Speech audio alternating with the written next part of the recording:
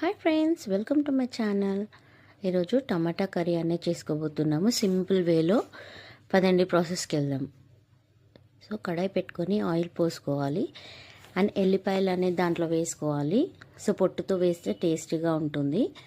And కొద్దిగంత జీలకర్ర ఆవాలు కూడా వేసి బాగా ఫ్రై అవ్వాలి.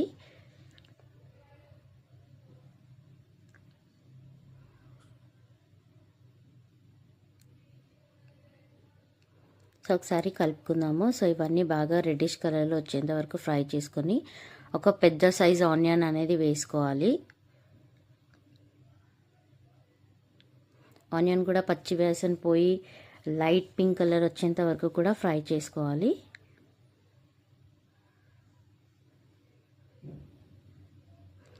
సో ఇదంతా బాగా ఫ్రై అయిన తర్వాత కొద్దిగంత కరివేపాకు కూడా వేసుకొని పచ్చివాసన పోయేంత వరకు ఫ్రై చేసుకోవాలి.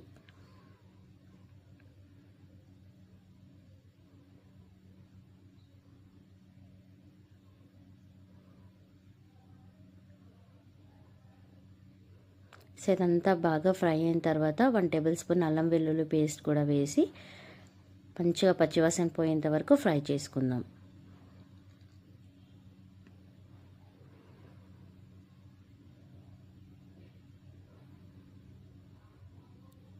సో పచ్చివాసన అంతా పోయేంత వరకు ఫ్రై చేసుకొని మనం టమాటాలు కూడా కట్ చేసి పెట్టుకుందాం ఈలోపు. అండ్ చాలా టేస్టీగా ఉంటుంది.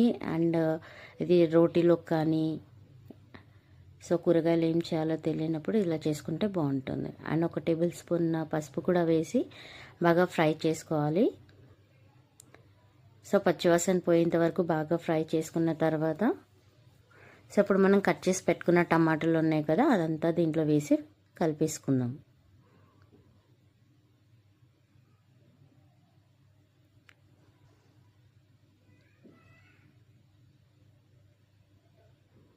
సో టమాటాలు కూడా బాగా ఒకసారి కలుపుకుందాం అనమాట. ఆయిల్లో బాగా ఫ్రై చేసుకుందాము.